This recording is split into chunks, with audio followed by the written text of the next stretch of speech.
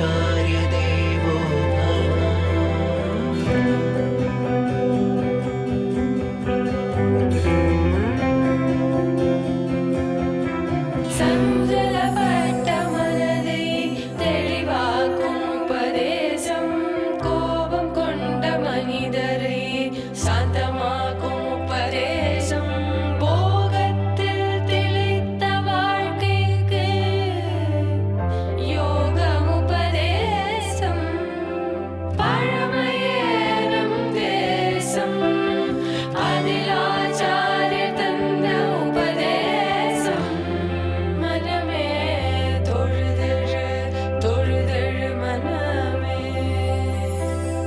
मातृदेवो भव पितृदेवो भव आचार्य देवो भव।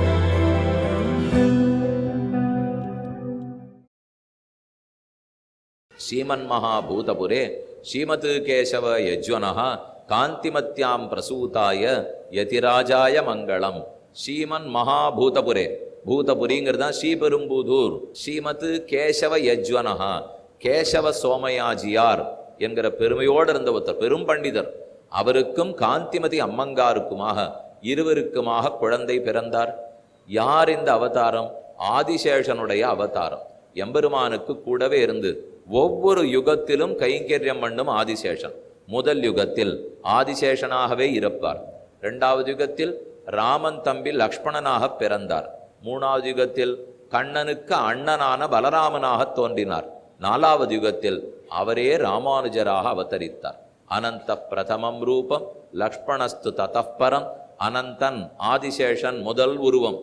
2 லக்ஷ்மணன், 3 பலபத்ரன் பலராமன், 4 கலவு ராமானுஜஸ்ததா. அவர் தான் ராமானுஜராக அவதரித்தார்னால் தொண்டு பணிவிடை, தொண்டு பணிவிடை, கைங்கரியம் கைங்கரியம் விடாமூச்சோடே பெருமாளுக்கு எத்தனை கைங்கரியம் ஆதிசேஷன் பண்ணிட்டு இருக்கார். சென்றால் குடையாம், இருந்தால் சிங்காதனமாம், நின்னால் மரவடியாம், நீள்கடலுடனும் புனையாம், மணிவிளக்காம், பூம்பட்டாம், புலுகுமணையாம், திருமார்கரவுன்னு ஒரு அழகான பாசுரம். சென்னால் குடையாம், பெருமாள் புறப்பாடு கண்டொருளி வெளியில போறாருன்னா ஆதிசேஷன் தான் கொடையா வருவராம். இருந்தால் சிங்காதனமாம், அவர் அமர்ந்தால் பீடம் ஆசனமா சிங்காசனமா இருப்பார். சென்னால் குடையாம், இருந்தால் சிங்காதனமாம், நின்னால் மரவடியாம், அவர் நின்று இருந்தார்னா பாதுகையாக இருப்பார். அதே மாதிரி படுத்துன்னு இருந்தார்னா படுக்கையாக இருப்பார். பகவானுக்கு படுக்கையே ஆதிசேஷன் தானே. எங்கு போனாலும் ஆதிசேஷ படுக்கையில் தான் நீண்ட சயனத்தில் இருக்கார். ஸ்ரீரங்கத்திலையும் அங்கே தான் எழுந்துள்ளிருக்கார். திருவாட்டாறு அதில் இருக்கார். திருவனந்தபுரத்தில் அதில் தான் இருக்கார். திருக்குடந்த கும்பகோணத்தில் அப்படி தான் இருக்கார். திருப்புளிங்குடியில் அங்கே தான் எழுந்துள்ளியுள்ளார். எல்லா பெருமாளும் சயனத்திருக்கோலமோ இல்லையோ, அந்த ஆதிசேஷன் தான் அவருக்கு அத்தனை கைங்கரியத்தையும் பண்றார். நிவாச ஷையா ஆசன பாதுக அம்சுக உபதான வருஷ ஆதப வாரணாதிபிகி ஷரீரபேதைஹி தவ சேஷதாங்கதைஹி யதோச்சிதம் சேஷயிதீரித்தே ஜனைஹி என்ன ஆள வந்தாருங்கிற ஆச்சாரியன் பாடியிருக்கார். இப்படி எல்லா கைங்கரியத்தையும் ஆதிசேஷன் பண்றாரே. அவருக்கு ஒரு ஆசை, இது முதல் யுகத்தோட படக்கூடாது, அடுத்த யுகத்திலையும் அத்தனை கைங்கரியங்களும் பண்ணணும். லக்ஷ்மணனாக அவதரித்தார். ஒரு நிமிஷம் ராமனை விட்டு பிரியவே இல்லையே. மொத்த வருஷம். இதுல ஒரு ஆச்சரியமான செய்தி பாருங்க. ராமன் அவதரிச்ச அப்புறம்தான் லக்ஷ்மணன் பிறக்கிறார். லக்ஷ்மணன் புறப்பட்டு வைகுந்தத்துக்கு போன அப்புறம்தான் ராமன் கிளம்புறார். அப்ப லக்ஷ்மணன் இல்லாமல் ராமன் இருக்கலாம். ராமன் இல்லாத பூலோகத்தில் இலக்குவன் இருக்க மாட்டார். ஏன்னா ராமன் வந்த அப்புறம்தான் அவர் வந்தார். ராமன் எந்த நட்சத்திரத்தில் அவதரித்தார்? புனர்பூச நட்சத்திரம் ராமன். அதுக்கப்புறம் புஷ்ய நட்சத்திரம் பூஷம் பரதன், ஆயில்யம் லக்ஷ்மணன். புனர்பூஷம் பூஷம் ஆயில்யம். அப்படின்னா இவர் அவதரித்து 2 நாள் கழித்து தான் லக்ஷ்மணன் பிறந்திருக்கார். லக்ஷ்மணன் போய் 2 நாள் கழிச்சு தான் ராமன் இந்த பூலோகத்தை விட்டு கிளம்பியே போறார். அப்படின்னா ராமன் இல்லாத பூலோகத்தில் இலக்குவன் இருக்கவே மாட்டார். அந்த அளவுக்கு நெருக்கமான கைங்கரியம். இது 2வது யுகம். 3வது யுகம் வந்தது. பலராமனாக அவதரித்தார். ஆதிசேஷனே லக்ஷ்மணன், ஆதிசேஷனே பலராமன். அவர் கண்ணனுக்கு அத்தனையும் கூடவே இருந்து தோழனா இருந்துட்டார், கூட அண்ணனா இருந்துட்டார். கடைசி அவதாரம் இதோ இந்த யுகமான கலியுகத்திலே ராமானுஜராக அவதரித்து அனைத்து கைங்கரியங்களையும் திருவரங்க தெம்பெருமானுக்கும், திருமலை திருப்பதி பெருமானுக்கும், காஞ்சிபுரத்து தேவராஜ பெருமானுக்கும், மேலக்கோட்டை திருநாராயணபுரத்து செருவப்பிள்ளை பெருமாளுக்கும், இன்னும் மிச்சமில்லாத அனைத்து திவதேசங்களுக்கும் போனார். எல்லா பெருமானுக்கும் கைங்கரத்தை ஏற்படுத்தி வைத்தார். வேதாந்த சூத்திரங்களான பிரம்மசூத்திரத்துக்கு நீண்ட உரை எழுதி வைத்தார். இப்படி பல தொண்டுகளை செய்தார். அவர் வாழ்ந்தது 120 ஆண்டுகள். 1017 அவதரித்தார். 1137, மொத்தம் 120 வருஷம். பூலோகத்துல 120 இருந்தா ஒரு பூர்ண புருஷ ஆயுசுன்னு சொல்லுவா. 100 இல்லே பூர்ண ஆயுசு 120 வருஷம் இருந்தா தான் பூர்த்தியா இருந்ததா சொல்லுவா. அப்படித்தான் ராமானுஜன் இந்த பூலோகத்திலே அவதரித்து இருந்தார். மண்மிசை யோனிகள் தோறும் பிறந்து எங்கள் மாதவனே கண்ணுற நிற்கிலும் காணகில்லா உலகோர்கள் எல்லாம் அண்ணலி ராமானுஜன் வந்து தோன்றிய அப்பொழுதே நன்னறிஞானன் தலை கொண்டு நாரணர்காயினரே. அவருக்கு இல்லாத பெருமை இல்லை. அவர் அவதரிக்கிற வரைக்கும் பகவானே வந்து பிறந்து இதுதான் சரி இதுதான் தப்புன்னு சொன்னா கூட நம்ம புரிஞ்சுக்கவே இல்லையா. கண்ணனே கீழே இருக்கார், ஆனா அவரை பார்த்து துரியோதன அபச்சாரப்படுறானே. இனிமே பாக்கியில 100 பேரும் கிடைக்கே வர மாட்டேன்னு நன்னா பாருங்க. 5 பேர் கண்ணா நீ தான் தெய்வம்னா 100 பேர் உன்னை யார் வர சொன்னான்னுட்டா. ஆள் எண்ணிக்கை எதில் அதிகமாக இருக்கு பார்த்தீங்களா? 5 பேர் தான் ஒத்துக்கிறவா, பாக்கி 100 பேர் மாட்டேங்கிறவா. உலகம் இப்படி தான் எப்பவுமே இருக்கும். இதை கண்டு கலங்கக்கூடாது. 100 பேர் மாட்டேன்னு சொன்னால் 5 பேர் தான் ஒத்துப்பான். ஆனால் அந்த 5 பேரை வச்சு தான் உலகம் நடக்கிறது ஞாபகம் வச்சுக்கோங்க. இந்த பாக்கி இருக்கிற 100 பேர் வச்சது நடக்கலை. உலகம் நன்னா நடக்கிறது அந்த 5 பேர் நல்லவன் இருக்கானோ இல்லையோ. ஏன் அப்படின்னால் அந்த கொஞ்சம் பேர் நல்லவாழா இருந்தா கூட அதுக்கு அருள் புரியறதுக்கு பகவான் விசால மனசோட இருக்கார். அவர் இந்த 100 பேரை பார்க்கறதே இல்லை. 5 பேர் இருக்கானே, நல்லவன் இருக்கானே, ஒத்தன் இருந்தா கூட போருமே, உலகத்தை நடத்தி விடலாமோ இல்லையோ. அப்ப பகவானே அவதரித்து யாருக்கும் எம்பெருமானை பத்தி புரியாமல் போனாலும் ராமானுஜர் பூலோகத்துல திருவடிப்பட்டவுடன் அனைவருக்கும் நன்மை தெரிந்து எல்லாம் நாராயண நாமத்தின் பெருமை புரிந்து நாராயணன் திருவடிகளையே பற்றினார்கள். அப்படி ராமானுஜர் என்ன செய்திருக்கிறார்? ராமன் செய்தா போல ராமானுஜர் பண்ணியிருக்காரா? கண்ணன் பண்ண உபதேசத்தை போலே ராமானுஜர் உபதேசம் பண்ணியிருக்காரா? இதிலே ராமனையும் கண்ணனையும் பத்தி பார்க்கச்சே நமக்கு ஒரு சின்ன நெருடல் இருந்தது. முதல் நெருடல் கடவுள், அதனால கிட்டக்க போக முடியல, என்ன பண்ணாலும் அவ பண்றது கொஞ்சம் சந்தேகமா தான் இருக்கு. இது முதல் நெருடல். ரெண்டாவது, ராமன் எல்லாத்தையும் நன்னா பண்றார், ஆனா சொல்லவே மாட்டேங்கிறார். அவர் எங்கேயான உபதேசம் பண்ணாரோ பேசவே மாட்டார். சில பேருக்கு சுவாமி சிரிச்சா பல்லு உதுந்து படுமா, இன்னமும் சிரிக்கவே மாட்டேங்கிறீரே, நம்ம சந்தோஷமா சிரிக்கணும், எப்போ பார்த்தாலும் அழுதுன்னு இருக்கக்கூடாது, சிரிச்சாலே நல்லதுங்கிறாளே. நமக்கு என்ன நல்லவனா உலகத்தில் நம்ம இருந்தாலும் வசத்தியா பெருமான் வச்சிருந்தாலும் குறைஞ்சுட்டே இருக்கிற சில பேருக்கு வழக்கம். உமக்கு ஒரு கட்டமே நான் பார்க்கலையே சாமி, பின்னையே இவ்வளவு தூரம் நொந்துக்கிறீர்?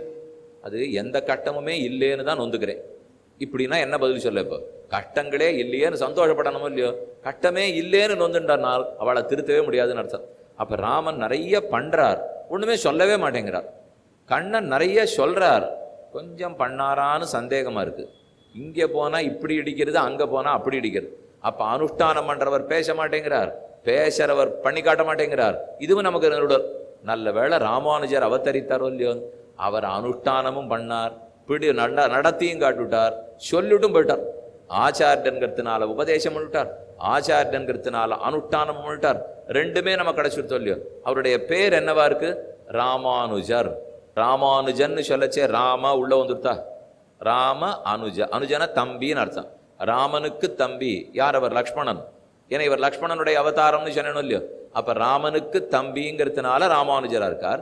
அதுக்குள்ளேயே ராமன் அடங்கிட்டாரே, ராமானுஜனுக்குள்ள ராமன் அடக்கம். அடுத்தது பாருங்க, ராமானுஜன். ராமானுஜன்னா ராமன்னா இப்ப பலராமன்னு வச்சுங்க. பலராமானுஜன்னா யாரு? கண்ணன் இல்லையா? பலராமனுக்கு தம்பி கண்ணன் தானே. அப்ப ராமானுஜன்கிற இடத்துல பலராமானுஜன் வச்சிருந்தா கண்ணன் உள்ள வந்துடுறார். ராமானுஜன்கிற இடத்துல ராமன் பார்த்தா ராமன் உள்ள வந்துடுறார். அப்ப முந்தானா பார்த்தா ராமனும் ராமானுஜருக்குள்ள அடக்கம், நேற்றுக்கு பார்த்த கண்ணனும் ராமானுஜருக்குள்ள அடக்கம். அதனால ரெண்டு பேருடைய அனுஷ்டானமும் உபதேசமும் ரெண்டையும் ராமானுஜரிடத்தில் பார்த்து கொள்ளலாம். அதுதான் இவருக்கே இருக்கிற பெருமை. அப்படி சுவாமி அவதரித்து நமக்கு என்ன அனுஷ்டித்து காட்டியிருக்கார், என்ன உபதேசம் பண்ணி காட்டியிருக்கார். ராமானுஜருக்கு முக்கியமான பட்டப்பெயர் வேத மார்க்க பிரதிஷ்டாபனாச்சாரியர். இப்போ எங்க எல்லாருக்கும் ஒன்று போடுறா பாருங்க, ஸ்ரீ உ வே. அது என்னதுன்னே பல பேருக்கு புரியாது. இது என்ன சுவாமி இவ அப்பா பேரா என்னன்னு தெரியலையே, ஏதோ முன்னாடி ஸ்ரீ ஊவே ஸ்ரீ ஊவேன்னு போட்டிருக்காளேன்னா அதுக்கு பேர் இருக்கு. ஸ்ரீமத் வேத மார்க்க பிரதிஷ்டாபனாச்சாரிய உபய வேதாந்தாச்சாரியர். இதுதான் அந்த பட்டம். இது உண்மையா உபய வேதாந்தம் படிச்சு இந்த பட்டம் வாங்கணும். ஆனா அப்படியெல்லாம் யாரும் இல்லை. இப்போ இந்த சம்பிரதாயத்துல ஒரு குழந்தை பிறந்து அது இன்னும் வேட்டியே கட்டிக்க தெரியலனா கூட ஷீ ஊவேன்னு போட்டுருவோம். சுவாமி அது படிக்கவே இல்லை, அதுக்குள்ள உபய வேதாந்தாங்கிற படிச்சவருக்கு பிள்ளையா பிறந்தானோ இல்லையோ, அவ்வளவுதான் வச்சுக்க வேண்டிதான் ஷீ ஊவேன்னு. இப்போ அவளுக்கு பிள்ளையா பிறந்தா அந்த பெருமை வந்துடுறதோ இல்லையோ. அப்ப ஸ்ரீமத் வேத மார்க்க உபய வேதாந்தம்னா எது உபய வேதாந்தம்? ஒன்னு தமிழ் வேதாந்தம், இன்னொன்னு சம்ஸ்கிருத வேதாந்தம். சம்ஸ்கிருதம்ங்கிறது வேதம், ரிக்வேதம், யஜுர்வேதம், சாமவேதம், அதர்வண வேதம். தமிழ் வேதம் ஆழ்வார்களுடைய 4000 பாசுரங்கள், இதுதான் தமிழ் வேதம். இந்த 2 வேதங்களையும் ராமானுஜர் 2 கையில வச்சுக்கிறார். ஒரு கையில சம்ஸ்கிருத வேதாந்தம், இந்த கையில ஆழ்வார்களுடைய 4000 பாசுரம், 2ஐயும் சேர்த்து நமக்கு அழகா புகட்டி இருக்கிறார். ஏன்னா வெறும் சம்ஸ்கிருத வேதாந்தமா இருந்தா நெருங்க முடியாது, தெரியல. தமிழ் வேதமா மட்டும் இருந்தா ஆதாரம் இருக்கான்னு கேட்பா. ஏன்னா தமிழ் வேதம்னா இதுக்கு எது ஆதாரம்னு கேட்பாள் இல்லையோ. அப்ப அதுக்கு சம்ஸ்கிருத வேதம் தேவைப்படுறது. இந்த 2ஐயும் கையில வச்சிருந்தார், நன்னா திரிச்சார். விளக்கேற்றும் போது ஒரு திரி போட்டு ஏத்தினா நன்னா இருக்குமா? 2 புரிய நன்னா கட்டியா போட்டு முறுக்கி ஏத்தினா நின்று எரியுமா? 2 புரி போடணும் இல்லையோ. அதுக்காகத்தான் இப்ப ஞானம் என்னும் விளக்கை ஏற்றும் போது ராமானுஜர் ஒரு திரி போட்டு ஏத்தாமல் 2 திரி சேர்க்கிறார். சம்ஸ்கிருத வேதம், திராவிட வேதம், இந்த 2ஐயும் சேர்த்து பண்ணிட்டாரோ இல்லையோ. வருத்தும் புறவிருள் மாத்த எம் பொய்கைப்பிரான் மறையன் குருத்தின் பொருளையும் செந்தமிழ் தன்னையும் கூட்டி அந்நெறித்த திருவிளக்கத்தன் திருவுள்ளத்தே இருத்தும் பரமணி ராமானுஜன். ராமானுஜ நூத்தந்தாதின்னு 108 பாசுரம். நீங்க அத்தனை பேருமே அதை கத்துண்டில்னா நல்லது. 108 பாட்டு, 108 பாட்டான்னு மூச்சு விடுவா. 108 நாள் வாழ்ந்திருக்கோம், 108 மாசமும் வாழ்ந்திருக்கோம், 108 வருஷமும் வாழ்ந்திருக்கோம், 108 ஜென்மமே தாண்டி இருக்கமே. ஒரு ஜென்மம் 2 ஜென்மமா தாண்டி இருக்கோம். அப்போ ஒரு ஜென்மத்துக்கு ஒரு பாட்டு கத்துந்தா கூட இத்தனை மோட்சம் போயிருக்கலாம். ஆனா அதை கூட பண்ணாம இன்னும் மாறி மாறி பிறந்து கொண்டே இருக்கிறோம் இல்லையோ. அப்ப 108 பாட்டு. அந்த பாசுரத்துல இது ஒன்று. இதெல்லாம் ராமானுஜருடைய வைபவம் சொல்ல வர்றது. ஆர் எங்கு பிறந்திருந்தாலும் அவர்கள் அதை பத்தி கவலைப்பட வேண்டாம். எங்கிருப்பவனுக்கு மோட்சம் உறுதியளிக்கப்படுகிறது. 2ஐயும் சேர்த்தார், தமிழ் வேதம், சம்ஸ்கிருத வேதம், 2ஐயும் சேர்த்து விளக்கேற்றி வச்சாரோ இல்லையோ.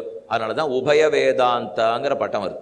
ஸ்ரீமத் வேத மார்க்க பிரதிஷ்டாபனாச்சாரிய, வேதம் என்ன சொல்ல வந்ததோ அதை நிலைநிறுத்தி கொடுத்தவர். வேத மார்க்க பிரதிஷ்டாபனம்னா நிலைநிறுத்துதல் அர்த்தம். அப்ப ஸ்ரீவு வேணா ஸ்ரீமத் வேத மார்க்க பிரதிஷ்டாபனாச்சாரிய உபய வேதாந்தாச்சாரியராயன்னு சொல்ல வேண்டும். ராமன் எதுக்கு அவதரித்தார்னு பார்த்தோம். கண்ணன் என்ன உபதேசம் பண்ணார்? உலகத்துல முறை மாறிப்படுத்து. இதென்ன ராமாவதாரத்துக்கே பயன். அண்ணன் சொன்னா தம்பி கேட்க மாட்டேங்கிறான், தந்தை சொன்னா பிள்ளை கேட்க மாட்டேங்கிறா, கணவன் சொன்னா மனைவி கேட்கல, மனைவி சொன்னா கணவன் கேட்கல. அதெல்லாம் லோகம் ரொம்ப மோசமா போச்சு. இதை சரிப்படுத்தணும். அதனால விஸ்வாமித்திரர் சொன்னார், ராமன் கேட்டார். பரத்வாஜர் சொன்னார், ராமன் கேட்டார். வசிஷ்டர் சொன்னார், ராமன் கேட்டார். தசரதன் சொன்னார், ராமன் கேட்டார். இதுதான் அவருக்கு ஆசைப்போ. இதில் ஆச்சரியம் பாருங்க. 17 லட்சம் வருஷத்துக்கு முன்னாடியே பெரியவன் சொன்னா சின்னவன் கேட்கறது இல்லேன்னு வந்துடுத்துன்னா நம்ம இந்த கலியுகத்தை பத்தி ஏதான்னு பேசணுமா? இப்போ வாயை திறக்கிறதுக்கே தகுதி இல்லை. இப்போ எப்பவோ ராமாவதார காலத்திலே முறையெல்லாம் மாறி போச்சான். அப்போ கிருஷ்ணாவதார காலத்தை கேட்கவே வேண்டாம். நம்ம காலத்தை பத்தி பேச்சே இல்லை இப்போ. அப்ப அந்தந்த காலமா முறை கட்டு போகிறது. அந்த முறையை சரிப்படுத்தத்தான் ராமானுஜர் அவதரித்தார். ராமனும் அதற்குத்தான் பிறந்தார், ராமானுஜரும் அவத்திற்கு தான் பிறந்தார். இவர் என்ன பண்ணி காட்டியிருக்கார்? வேத மார்க்கத்தை நிலைநிறுத்தி கொடுத்தார். அது இவருக்கு பெருமை. ராமன் என்ன பண்ணார்? எல்லா மக்களுக்கும் நிலைநிறுத்தி, தர்மத்தை நிலைநிறுத்தி, பரித்ராணாய சாதுனாம் விநாசாய ச துஷ்கிருதாம் தர்ம சம்ஸ்தாபனார்த்தாய சம்பவாமி யுகே யுகேன்னு செய்தார். ராமன் அந்த 3 காரியத்தை செய்தார். சாதுக்களை ரட்சித்தது பலர். குஹன், சுக்ரீவன், ஹனுமான், பல பேர். இவர்களெல்லாம் சாதுக்களை ரட்சிச்சு விட்டார். துஷ்டர்கள் அழித்தது ராவணன், கும்பகர்ணன், இந்திரஜித்து, கும்பன், நிகும்பன், மால்யவான் எல்லாரையும் அழிச்சு விட்டார். தர்ம சம்ஸ்தாபனம், ஜீவகாருண்யம் வேணும், கிருபையோடு இருக்க வேண்டும். இந்த தர்மத்தை நிலைநாட்டி விட்டார். இதை போல கண்ணன் செஞ்சிருக்கார். ராமானுஜர் செய்தாரான்னா 3 காரியம் முக்கியமா பண்ணார். சாது பரித்ராணம், நல்ல மக்கள் பக்தர்களை எல்லாம் உயர்த்தி விட்டுட்டார். அவருக்கு எத்தனை சீடர்கள் தெரியுமோ? 74 சிம்மாசனாதிபதிகள் சீடர்கள். ஒருத்தர் 2 இல்லை, 12,000 இல்லறத்தவர்கள் சீடர்கள், 700 சன்னியாசிகள் சீடர்கள். இவா இத்தனை பேரையும் கடை தேத்தி விட்டுட்டார். இன்னைக்கு நம்மளையும் கடை தேத்தி விட்டு இருக்கார். அப்ப சாதுக்களை சம்ரட்சித்தார். முதலியாண்டான், கூரத்தாழ்வான், எம்பார், சோமாசி ஆண்டான், அருளாளப் பெருமாள் எம்பெருமானார், கிடாம்பி ஆச்சான், வடுக நம்பிகள், நடாதூர் ஆழ்வான், எத்தனையோ பேர் சொல்லிட்டு போலாம். இவ எல்லாரும் ராமானுஜருடைய சிஷ்யர்கள். இந்த சாதுக்களை ரட்சித்து கொடுத்தார். துஷ்டர்களை அழித்தது சாமி. இவர் சண்டை எல்லாம் போட மாட்டார். இவர் என்ன ராமனா வில்லெல்லாம் பிடிச்சுன்னு சண்டை போடுறதுக்கு? இப்போ இவர் சன்னியாசி. அப்ப துஷ்டர்களை அழிக்கிறதுன்னு என்னதுன்னால், வேதத்துக்கும் பிரம்மசூத்திரத்துக்கும் வைதிகர்களுக்கும் யாரெல்லாம் எதிராக பேசுகிறார்களோ அவர்களை வாதத்தால் அழிப்பார். கத்தியை வச்சு அழிக்க மாட்டார், வாத திறமையாலே அழிப்பார். வேதத்தை கொண்டு வாதம் பண்ணி நீங்க சொல்ற மதம் தப்பு, இதுதான் சரி அப்படின்னு ஸ்தாபிக்கணும் இல்லையோ. நாட்டிய நீசச் சமயங்கள் மாண்டன, நாரணனை காட்டிய வேதம் களிப்புற்றது, தென் குருகவள்ளல் வாட்டமிலா வண்டமிழ் மறைவாழ்ந்தது, மண்ணுலகில் ஈட்டிய சீலத்தம்மி ராமானுஜமுனி போந்த பின்னே. இன்னொரு அழகான பாசம். நீசச் சமயங்கள்லாம் ஓடி போச்சு. தர்க்க சமணரும் சாக்கிய பேய்களும் தாழ்கடையோன் சொர்க்கத்த சோம்பரும் சூனியவாதரும் மற்ற அத்தனை பேரும் காணும். எல்லாரும் ஓட ஓட போயிட்டா. வேதம் எல்லாம் ரொம்ப சந்தோஷப்பட்டு தன் சிங்காசனத்துல வந்து உட்கார்ந்துட்டு, அப்ப வேதத்துக்கு புறம்பாக பேசுபவர்களை ஜெயித்தார். இதுதான் துஷ்ட நிரசனம். தர்மத்தை நிலைநிறுத்தி கொடுத்தாரோ, சரணாகதி தர்மத்தை நிலைநாட்டினார். அதுதான் அவர் பண்ண பெரிய காரியம். இப்ப நீங்க சரணாகத்தின்னு ஒரு சொல்லு காதுல பட்டிருக்கு. அது என்னதுன்னால், ராமானுஜர் தான் அதை ரொம்ப நன்னா வெளிச்சத்துக்கு கொண்டு வந்தவர். அதுக்கு முன்னாடிலாம் அந்த சாஸ்திரம் அவ்வளவா வெளிச்சத்தில் இல்லை. வேதத்தில் இருக்கு, வேதத்துல தான் சரணாகதி சொல்லப்பட்டிருக்கு, ஆனா மறைஞ்சு இருந்தது. பகவானுக்கு என்ன சாமர்த்தியம்னால், அந்தந்த யுகத்துக்கு தகுந்த மாதிரி, அந்தந்த காலத்துக்கு தகுந்த மாதிரி வழிமுறைகளை காட்டுவார். கிருத்த யுகத்துக்கு கஷ்டமான வழியை காட்டுவார், திரேதாயுகத்துக்கு அதை எளிமைப்படுத்துவார், துவாபர யுகத்துக்கு இன்னும் எளிமைப்படுத்துவார், கலியுகத்துக்கு ரொம்ப எளிமையாக கொடுத்துருவார். அப்படின்னாலே வரமாட்டேங்கிறோம். இனி இவர் கிருத்த யுகத்தினுடைய கட்டத்தெல்லாம் இந்த யுகத்தில் கொடுத்தா யாரானு கிட்டக்க வருவாளோ? அங்கங்க யுகந்தோறும் குறைச்சின்னு போறார். அதுல இந்த யுகத்துக்கு எது தெரியுமோ? பகவானை அடைவதற்கு வழி, முக்தி அடைவதற்கு வழி சரணாகதி. அதுதான் கலியுகத்துக்கு மிகச்சிறந்த மார்க்கம். அந்த சரணாகதியை நன்னா கொண்டு போஷித்து பேணி பாதுகாத்து இப்படித்தான் பண்ணணும்னு சரணாகதி தர்மத்தை நிலைநிறுத்தி கொடுத்தவர் பகவத் ராமானுஜர். சரணாகதினா என்னது? என்னால நான் நினைச்சதை சாதிச்சுக்க முடியாது, என்கிட்ட வழி இல்லை, விதி இல்லை, என்கிட்ட எதுவுமே இல்லை, இறைவா உன் திருவடிகளே வழி என்று நான் தடால்னு கீழே விழுந்து கெட்டியா அவருடைய திருவடிகளை பிடித்து கொண்டு நான் உன் திருவடிகளிலேயே சரணாகதி பண்றேன். அனன்ய சாத்தியே சுவாபீஷ்டே மகாவிஸ்வாச பூர்வகம் ததே கோபாயதா யாஞ்சா பிரபத்தி சரணாகதி. நீயே உபாயம், நீயே தான் உன்னை அடைவதற்கு ஒரே வழி. இந்த நம்பிக்கை, இந்த உறுதி தான் சரணாகதி. இதை நான் சொன்ன உடனே நேர பக்கத்தில் இருக்கிற கோலுக்கு ஒருத்தர் போனார். 9:15 ஆயிடுத்து. தடதடான்னு கதவை தட்டினார். அவ 8:30 சாத்தி விட்டா. ஏன் இப்போ கதவை தட்டுறீர்? இல்லை, இப்போதான் கேட்டுட்டு வந்தேன், தடால்னு விழணும், கெட்டியா காலை பிடிச்சிக்கணும், உன் திருவடியை தவிர வேற வழி கிடையாதுன்னார். இப்போ நான் அதை பண்றதுக்காக வரேன், கதவை திறக்கிறீளான்னு எங்கேயானு போய் கேட்காதீங்கோ, என்ன வெய்வா. அப்புறம் இன்னொன்று வந்தாராம். வந்தவர் ஒழுங்கா கடைசி நாள் சொல்லிட்டு போறதை அதை விட்டுட்டு என்னத்தையும் அவர் கிளப்பி விட்டு போயிருக்காரு. இப்படின்னா நேரம் போக முடியுமானால், நேரையும் போக வேண்டாம், திருவடியும் பிடிச்சிக்க வேண்டாம், கதவையும் அடிக்க வேண்டாம். மனத்தில் ஏற்படுகிற ஒரு உணர்ச்சி, ஒரு புரிதல், ஒரு நம்பிக்கை, அதுதான் சரணாகதி. சரணாகத்தினா போய்த்தான் காலை பிடிச்சின்னு உருக்கணும்னு ஆரான சொன்னாலன்னா அதெல்லாம் அவசியம் இல்லை. வாய் பேசாதவன் அப்போ சரணாதி பண்ணக்கூடாதா? கை கால் இல்லாதவன் சரணாதி பண்ணக்கூடாதா? பண்ணலாமே. லோகத்தில் பல பேர் கை கால் இல்லாத போகலாம், ஏன் பல பேர் கண்ணு தெரியாத போகலாம், காது தெரியாத போகலாம், அவர்கள்லாம் சரணாகதி பண்ணக்கூடாதான்னா? ஆனால் யாருக்கு எது இல்லைன்னாலும் முக்தி உண்டு, அதை ஒத்துருமே மறுக்க போறது இல்லை. இப்போ மோட்சம் போவதற்கு எல்லாருக்கும் தகுதி உண்டு, அதற்கு சரணாகதி பண்ண வேண்டும். இறைவா நீதாராய் பறை. ஆண்டாளுடைய பாசனம் இருக்கும் இல்லையோ, எங்கள்கிட்ட ஒன்றும் இல்லை, கரவகள் பெஞ்சன்னு காணம் சேர்ந்து உண்போம், அறிவொன்னுமில்லாத ஆய்க்குலத்து உந்தன்னை பிறவி பெருந்தனை புண்ணியம் யாமுடையோம், குறை ஒன்றுமில்லாத கோவிந்தா உந்தன்னோடுறவேல் நமக்கிங்கொழிக்க ஒழியாது அறியாத பிள்ளைகளும். இவ்வளவுதான் நமக்கு இருக்கிற ஒரே வார்த்தை. திருப்பாவு 30 வார்த்தையில பாட்டில் ஒரே ஒரு வருஷத்தை பிடிச்சுங்க. அறியாத பிள்ளைகளும், எங்களுக்கு ஒன்றும் தெரியாது, இப்படி நிற்கணுமா தெரியாது, அப்படி நிற்கணுமா தெரியாது, குளிச்சுட்டு வரணுமா தெரியாது, மேசையில் சாப்பிடணுமா தெரியாது, கீழே சாப்பிடணுமா தெரியாது, ஒன்றும் தெரியாது சுவாமி. குடும்பம் வாழ்க்கை என்னமோ இவாளை பார்த்து அதை எதை சம்பாதிச்சு ஒரு வீட்டை கட்டி வா, இதுக்கே நேரம் சரியா போச்சு. இதை தவிர நீர் எங்க பக்தி பிரபத்தி சரணாகத்தின்னா தெரியாது. அப்போ அறியாத பிள்ளைகளும், எங்களுக்கு தெரியாது ஒத்துக்கிறோம், தெரியாதுன்னா போ ஒன்றும் கொடுக்க மாட்டேன்னா காட்டணும். எப்போ உங்களுக்கு ஒன்றுமே தெரியலையோ, உலகத்தில் எல்லாத்துக்கும் காசு கொடுத்தா தானே கிடைக்கும், பகவான்ட்டி நம்ம ஒன்று பண்ணாத்தானே கிடைக்கும்னால் ஆண்டாள் அதை ஒத்துக்கவே இல்லை. எனக்கா ஒன்றும் தெரியாது, எனக்கா எதுவும் பண்ண தெரியாது. ஆனால் நீ தான் எங்களை தேடி வந்திருக்கியே, நாங்கள் உங்களை தேடி வராட்டா என்ன? நீயே எங்களை தேடி வந்திருக்கியே. இப்போ நாங்களா வைகுந்தத்துக்கு வந்தோம்? நீ தானே வைகுந்தத்துலேருந்து கோகுலத்துக்கு வந்திருக்க, நாங்கள் தேடின்னு வரலையே. எப்போ நாங்கள் வேணும்னு நீ வந்திருக்கியோ அப்போ குற்றம் குறையெல்லாம் பார்க்காதே, நீ தான் ஏற்றுக்கொண்டாக வேண்டும். அறியாத பிள்ளைகளோம் அன்பினால் உந்தன்னை சிறுபேரழைத்தனவும் சீரியருளாதே, இறைவா நீதாராய் பறை.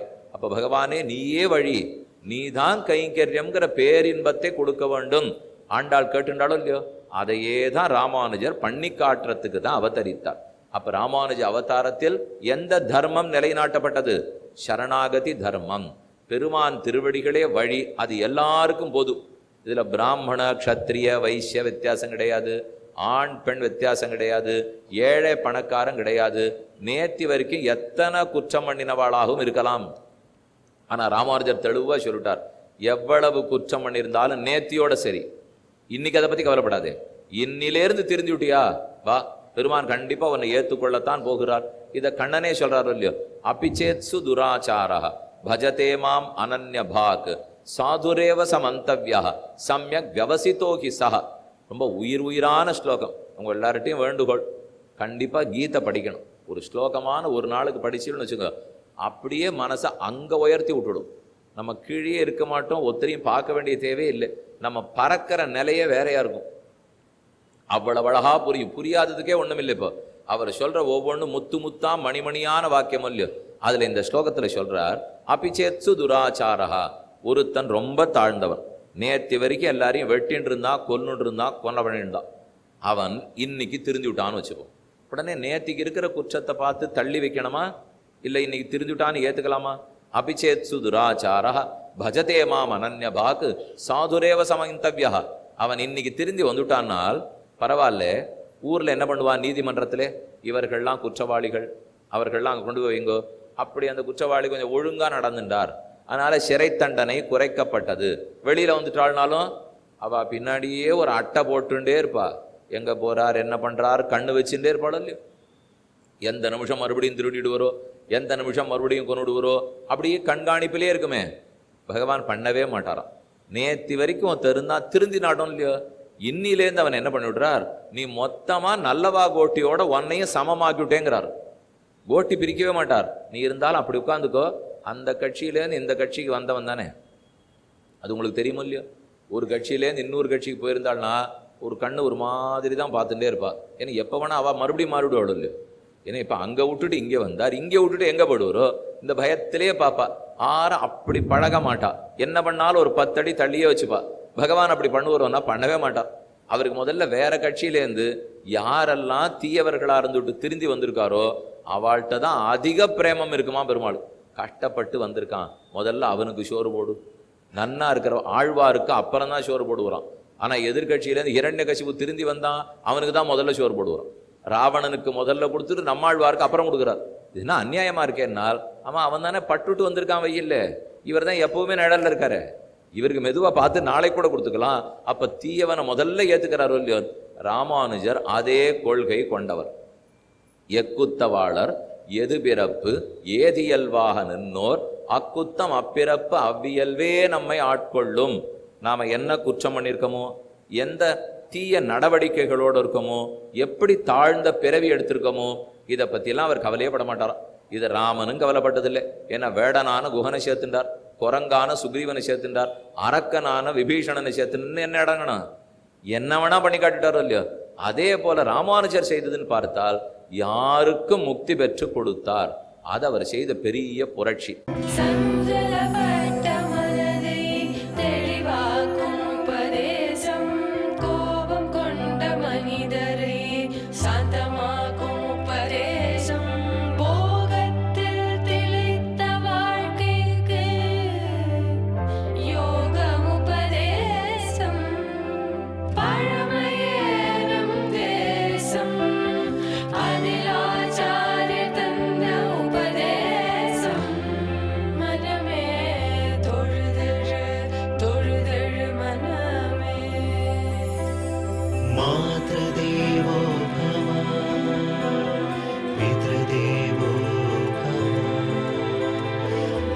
आचार्यदेवो भव।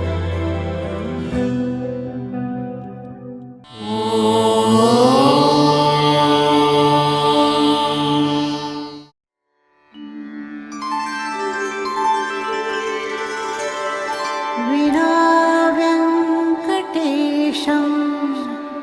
ननाथो ननाथः सदा वेङ्कटेशं स्मरामि स्मरामि।